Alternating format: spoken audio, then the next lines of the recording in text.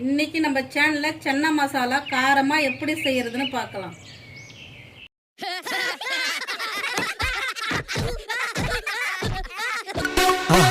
மறக்காம சர்ப்ரைஸ் பண்ணுங்க. Thank you.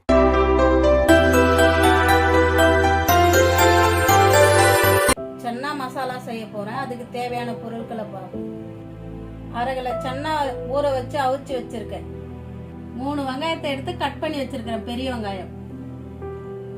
4 தக்காளி மிக்சியில போட்டு அடிச்சு வச்சிருக்கேன். 1 மூடி தேங்காய் திருகி வச்சிருக்கேன். 1 டேபிள் ஸ்பூன் பட்டர் வச்சிருக்கேன். தனியா மசாலா ஒரு 3 ஸ்பூன் எடுத்து வச்சிருக்கேன். சன்னா மசாலா வீட்டுல அரைச்ச மசாலா 1.5 ஸ்பூன் எடுத்து வச்சிருக்கேன். இஞ்சி துருகி வச்சிருக்கேன்.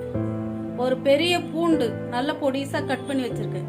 1 ஸ்பூன் மஞ்சத்தூள், 1 ஸ்பூன் இஞ்சி பூண்டு பேஸ்ட், 1/4 ஸ்பூன் ஓமம், 1/4 ஸ்பூன் ஜீரகம், மாங்காய் பொடி 1/2 ஸ்பூன் மாங்காய் பொடி, சோம்பு 1/2 ஸ்பூன், பச்சை மிளகாய் ஒரு 7, தேவையான அளவு கருவேப்பிலை, தேவையான அளவு கொத்தமல்லி. சன்னா மசாலா செய்ய போறேன். கடாயை வச்சுட்டேன், எண்ணெய் ஊத்துறேன். ஒரு 4 ஸ்பூன் டேபிள் ஸ்பூன் 4 ஸ்பூன் எண்ணெய் ஊத்திருக்கேன். கொஞ்சம் எண்ணெய் காஞ்சி வரட்டும். ஓமம் 1/4 ஸ்பூனு, ஜீரகம் நல்லா பொரிஞ்சு வந்த வரட்டும்.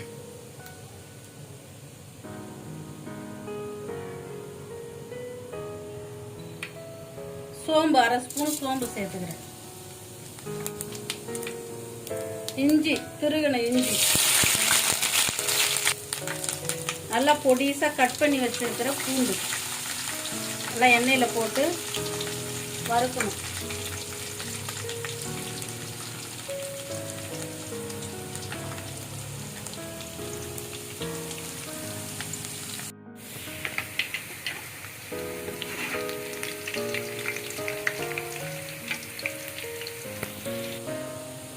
கட் பண்ண வெங்காயம் 3 வெங்காயம் நல்லா பொன் வரலாம் வறந்து வந்துடுச்சு. இப்போ அந்த வெங்காயத்தை சேர்த்துக்க போறேன்.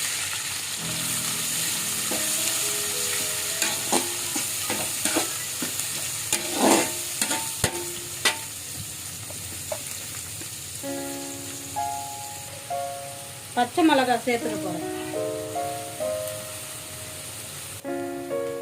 இஞ்சி பூண்டு பேஸ்ட் 1.5 ஸ்பூன்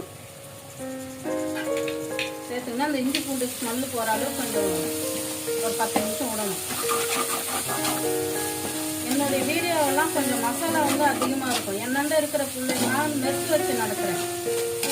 எல்லாம் மதுரைக்கார பசங்க கொஞ்சம் காரசாரமாக தான் சாப்பிடுவாங்க. அதனால எல்லாம் என்னுடைய சமையலில் நீங்கள் அது கண்ணுலேயும் கையாளவும் தான் நான் சமைக்கிற சமையல. நீங்கள் மசாலாவை கொஞ்சம் கூட்டிக்கிறதோ கம்மி பண்ணுறதோ நீங்கள் பண்ணிக்கணும். அரைச்சி வச்சிருக்கிற தக்காளி ஒரு 4 தக்காளி போறேன். தக்காளி அரைச்சி வச்ச தக்காளி சேர்த்துக்கினேன். ஒரு 10 நிமிஷம் நல்லா வேகட்டும். அந்த பச்சை ஸ்மெல் போற அளவுக்கு நல்லா வேகணும்.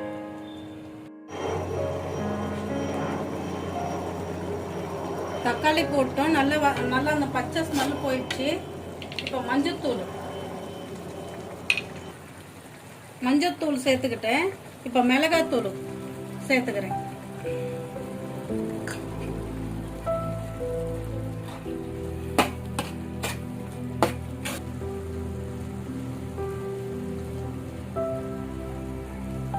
சன்னா மசாலா வீட்டில் அரைச்ச தூள் 1.5 ஸ்பூன் சேர்த்துக்கிறேன்.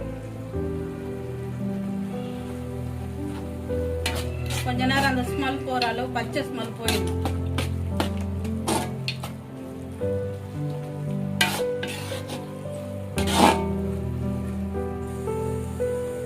தேவையான அளவு உப்பு சேர்த்துக்கிறேன்.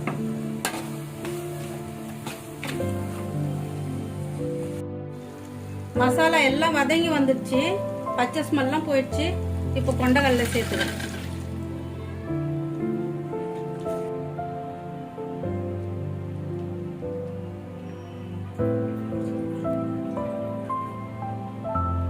சென்னா எல்லாம் போட்டாச்சு.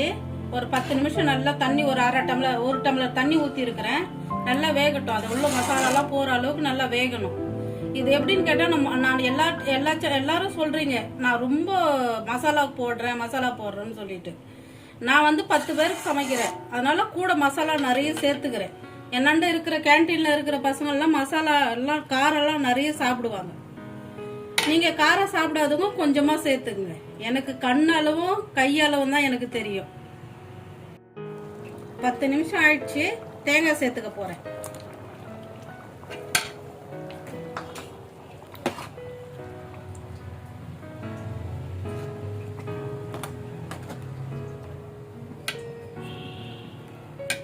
அரை ஸ்பூன் மாங்காய் தூள் சேர்த்துக்கிறேன். தேங்காய் சேர்த்துக்கிட்டேன். 2 நிமிஷம் கொஞ்சம் நல்லா வெந்து வரணும். 2 நிமிஷம் இருந்தால் போதும். தேங்காய் சேர்த்து ரொம்ப வேக வேண்டாம். 2 நிமிஷம் ஆயிடுச்சு. இப்போ கடைசியாக பட்டர் சேர்க்குறேன். சன்னா மசாலாவுக்கு பட்டர் தான் கடைசியாக கொஞ்சோண்டு சேர்த்தோம்னா எல்லாரும் நல்லா விரும்பி சாப்பிடுவாங்க.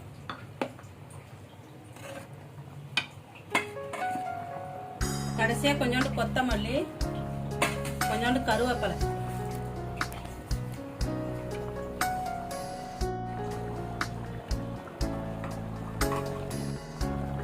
சன்னா மசாலா ரெடி ஆயிடுச்சு.